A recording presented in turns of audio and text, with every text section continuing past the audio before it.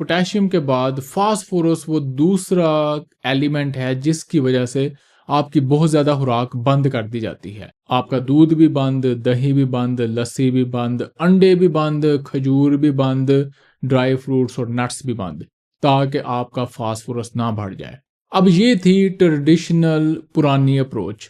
नई अप्रोच हमें कहती है कि जो नेचुरल खुराक है उससे फास्फोरस की एब्जॉर्प्शन कम होती है और जो असल वजूहात हैं फास्फोरस बढ़ने की वो कुछ और हैं। ये सारी साइंस क्या है, कैसे आप अपने फास्फोरस लेवल को अच्छा मैनेज कर सकते हैं, ये डिस्कस करेंगे हम आज के एपिसोड में। अस्सलाम वालेकुम, doctor Awais Zaka from expert consult clinic of Lahore, अपनी नेफ्रोलॉजी सीरीज से, अपने घर वाले स्टूडियो से।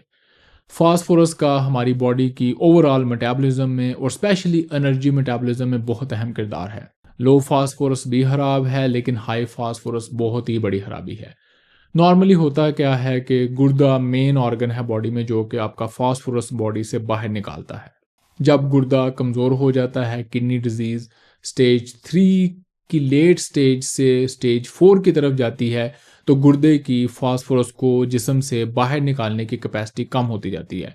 जब ये फास्फोरस जिस्म में बढ़ता है, ये पैराथायराइड हार्मोन को काइंड ऑफ स्टिमुलेट करता है ताकि ज़्यादा फास्फोरस बॉडी से बाहर निकाला जा सके। पैराथायराइड हार्मोन का लेवल ज़्यादा हो जाता है। जब पैराथायराइड हार्मोन का लेवल ज़्यादा होता है, हड्डियों में तोड़ फोड़ बढ़ जाती है, कैल्शियम लेवल बाज़ औक़ात बढ़ जाता है और बहुत सारी चेंजेस होती हैं। एक और हार्मोन होता है जिसको हम कहते हैं फाइब्रोब्लास्ट ग्रोथ फैक्टर 23। इसकी मिकदार भी बॉडी में बढ़ जाती है और इसका मेन काम होता है गुर्दे से फास्फोरस को एक्सक्रीट कराना। अब इस सारी हिलजुल को हम मिला के कहते हैं मेटाबॉलिक किडनी डिजीज़। इस मेटाबॉलिक किडनी डिजीज़ की वजह से आपके जिस्म में क्या चेंजेस होती हैं? कैल्शियम जगह जगह डिपॉजिट होना शुरू हो जाता है, स्पेशली कार्डियोवैस्कुलर टिश्यू में, ब्लड वेसल में, सॉफ्ट टिश्यू में, जोड़ों में। आपकी हड्डियां कमज़ोर हो जाती हैं, आपके फ्रैक्चर का रिस्क बढ़ जाता है और भी खून में इस तरह की चेंजेस होती हैं जो कि हम मेजर नहीं कर सकते। कुछ हार्मोन्स का लेवल बढ़ जाता है, कुछ का कम हो जाता है, विटामिन डी की मेटाबॉलिज्म ख़राब हो जाती है। तो ओवरऑल ये हेल्थ के लिए बड़ा नुकसानदेह है। गुर्दे के मरीज़ों में फास्फोरस को ट्रेडिशनली हम मैनेज करते थे सारी खुराक बंद करा के, ना फास्फोरस अंदर जाएगा ना रोला पड़ेगा।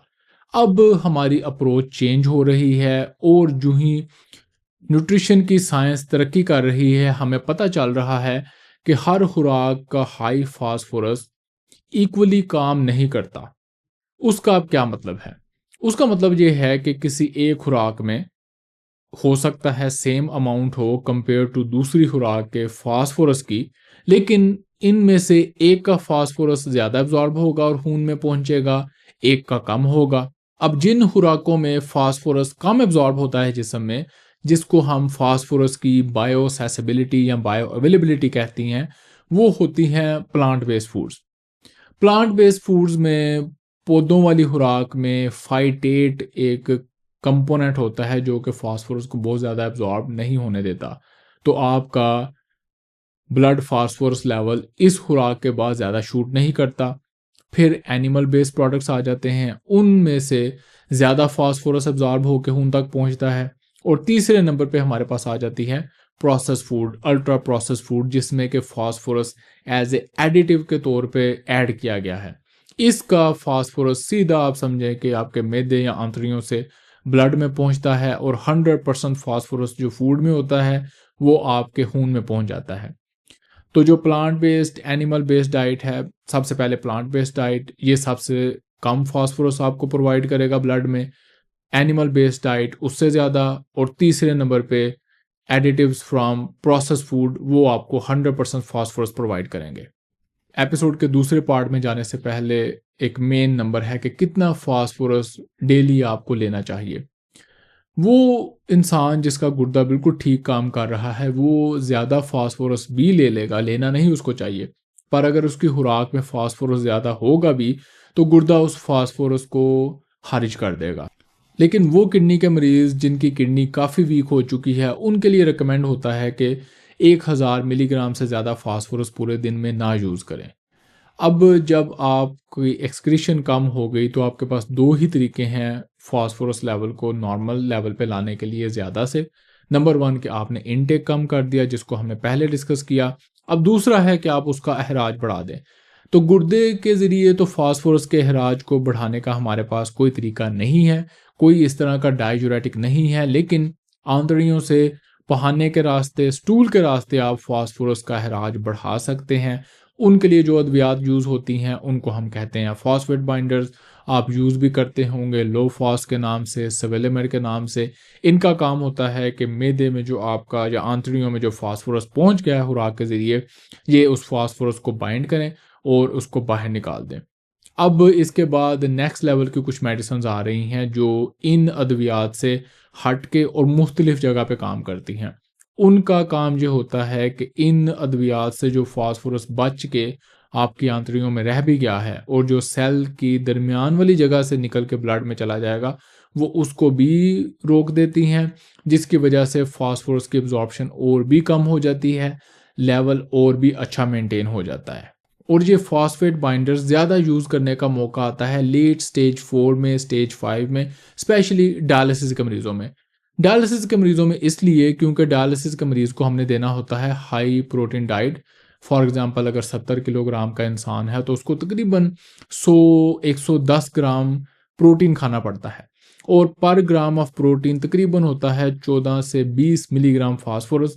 ये डिपेंड करता है कि वो प्रोटीन प्लांट बेस्ड है या एनिमल बेस्ड है या टोटली आर्टिफिशियल है। तो आप 100 ग्राम प्रोटीन के हिसाब से अंदाज़ा लगा लें कि 1400-1500 मिलीग्राम फास्फोरस सिर्फ आपके प्रोटीन इंटेक से बन गया। तो जब इतना हाई फास्फोरस इंटेक हो जाता है तो आपको इंटेक बाकी खुराक से कम करने के बावजूद ये फास्फोरस बाइंडर्स लेने पड़ते हैं, नहीं तो आपका फास्फोरस बढ़ जाता है। तो आपका इंटेक कम होगा डायलिसिस के मरीज़ में, आपके फास्फेट बाइंडर्स होंगे और फिर तीसरा डायलिसिस, वो भी कुछ हद तक आपके फास्फोरस को जिस्म से बाहर निकालता है। एपिसोड को समराइज करते हैं कि फास्फोरस एक बहुत बड़ा इशू है गुर्दे के मरीज़ों में, लेकिन ये ज़्यादा अपीयर होता है लेट स्टेज 3 में, स्टेज 4, स्टेज 5 और फिर डायलिसिस के मरीज़ों में। अब किसी हाई फास्फोरस की अपीयरेंस से पहले मरीज़ की हर तरह की खुराक बंद कर देना, उसको साइकोलॉजिकल मरीज़ बना देना, उसको ये एहसास दिलाना कि तू नॉर्मल नहीं है, तू सोसाइटी में अब नहीं रह सकता, ये मेरे ख्याल से बहुत बड़ी ज़्यादती है। हम इस तरह के साइकोलॉजिकल डिस्ट्रेस और जो ब्लैंकेट रिस्ट्रिक्शन लगा देते हैं खुराक पे, उससे जो मेल न्यूट्रिशन होती है, उससे हम मरीज़ का और ज़्यादा नुकसान कर देते हैं, जो कि शायद हाई फास्फोरस से भी नहीं होना। आपने अपने फास्फोरस को अच्छे लेवल पे मैनेज करने की कोशिश करनी है। अपने नेफ्रोलॉजिस्ट से, अपने न्यूट्रिशनिस्ट से डिस्कस करें ताकि आप मुकम्मल तौर पे अपनी खुराक बंद भी ना करें और आपका फास्फोरस लेवल फिर भी अच्छा मैनेज रहे। आप अपने फास्फोरस को कैसे मैनेज करते हैं? क्या आपके लिए ये इन्फॉर्मेशन नई थी या आपको पहले भी इस इन्फॉर्मेशन का पता था? अपनी ओपिनियन और राय का ज़रूर आपने इज़हार करना है। मुलाकात होगी अगले एपिसोड में। अल्लाह हाफ़िज़।